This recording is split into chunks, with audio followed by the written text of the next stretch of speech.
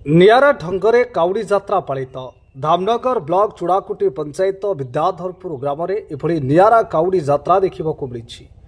एठिरे माँ माने आज सकाळु सकाळु पिलामानकु काउड़िया भेषरे साजसजा कराई ग्राम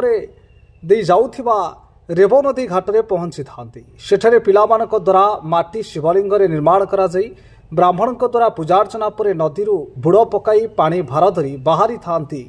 भगवानपुर पंचायत इच्छदा तपनेश्वर महादेव निकटकू साथी बापा माँ माने पिलामानक सह चली चली जाई थांती। अन्य पक्षरे समय ग्राम में विभिन्न स्थान में काउड़िया को अटकाई हलदी पानी रे गोड़ धोई दी थांती। एभली नियारा बोलबम कार्यक्रम देखा हजार हजार संख्यार लोक पहुंची थांती। 10 वर्ष है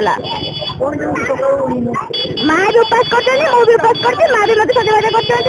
मुझे सजवाज होती माँ को कही ठाकुर जाऊँगी कि मोर जो मानसिक मागे बुढ़ा पूरण करते मुझे जाऊँगी जाती मैंने के 30 के जाती सब जहाँ भोग शांत आम जानवर ठाकुर द्वारा जहाँ हमें कौन ना कष्ट कौन ये ठाकुर द्वारा ठाकुर जहाँ करती ये कष्ट है ठाकुर नापी बाध्य आम भी नौचु आपंकर 2010 रु पालित कराऊँ कौन हो जगन्नाथ दास चिरंजीव साहू से पलसा ग्राम में पानी उठे पिला ऑर्केस्ट्रा जाऊे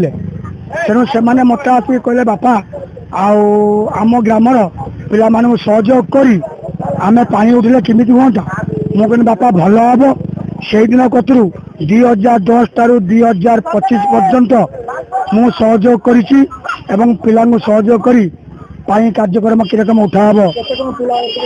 पिला आपणकर 150-200 पिला जाऊँगी बाबा तपेश्वर इच्छदा तपेश्वर बाबा ता कृपारू भलरे अच्छी प्रभु शुणु ठाकुर दयारू आपणकर अनुष्ठान किसी नथिला पिला चांदारू किछि वंचित करी मु जगन्नाथ दास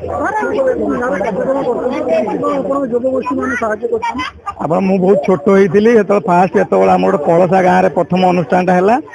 बाबा को आसिक कहलु बाबा आम गाँव गोटे अनुष्ठान कले केमी कौन हाँ बाबा कहले तू कौन एका पारिबू तापर किछिटा पिला आम एकजुट कलु एकजुट करके अनुष्ठान दीर्घ आपंकर 10 मसीह 15 मसीहा 25 मसीहा पर्यंत भलरे आम युवक मान नेतृत्व में बहुत भलरे चली बहुत पिला योगदान दौरान